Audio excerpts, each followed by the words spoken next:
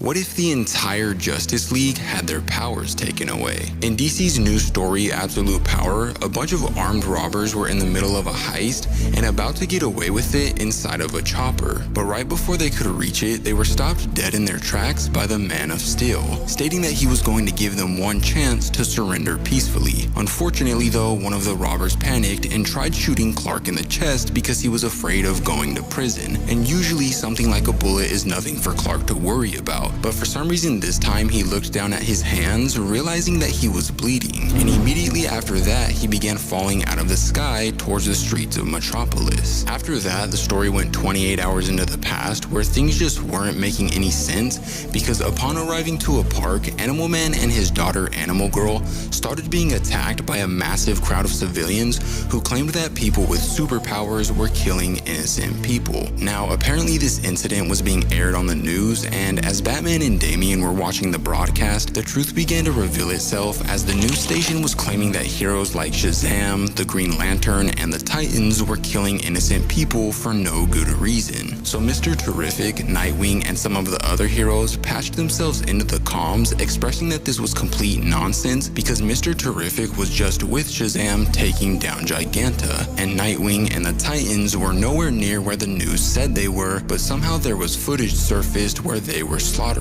people. So nothing was making sense, and more footage of heroes killing innocent people from around the world just kept popping up. Now, thanks to Lois Lane, the Daily Planet is known for being the most reliable news network in all of the country. Usually, before putting out a story or airing anything on their station, they verify what's actually true to avoid misinformation. And that's what Lois was trying to do before destroying the heroes' reputations, but somehow somebody was able to seize control of their servers and air the exact same footage as all the other news stations. So who was responsible for this? For framing the heroes for all these monstrosities? Well, look no further than Amanda Waller and Failsafe. They were using the so-called Bride of Brainiac to take control of the internet, mass dispersing fake footage of our heroes to paint them as threats to the world. And by doing this, they knew that the citizens of Earth would be terrified and would want the heroes to be taken care of as soon as possible. So while the heroes tried proving their innocence by going out into the public and showing that they weren't actually monsters, Waller and Failsafe dispatched an entire army of Amazo robots